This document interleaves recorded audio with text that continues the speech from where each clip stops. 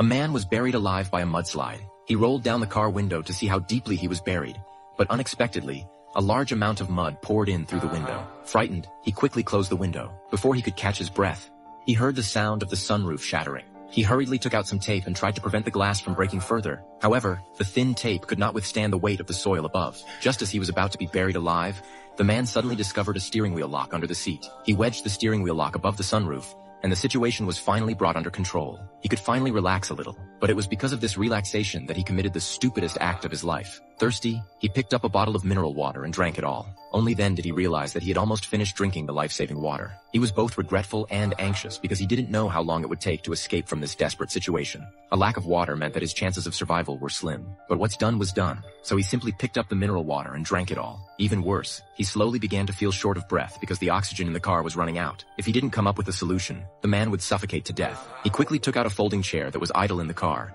and then pulled out the hollow steel tube from the folding chair. Next, the man removed the cap from the mineral water bottle, and then drilled a small hole in the cap with a nail clipper.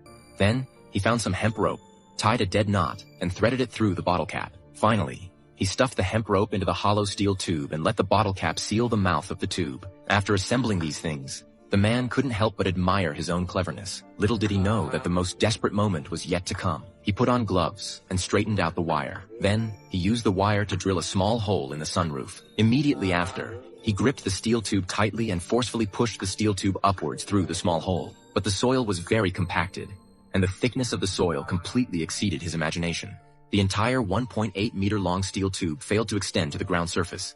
The man began to panic. He hurriedly dismantled the second steel tube, stuffed the rope in using the same method, and then connected it to the first steel tube. Then, he forcefully pushed the steel tube upwards. But this time, he found that the steel tube seemed to be blocked by something. No matter how hard he tried, it was useless. The man cried in despair.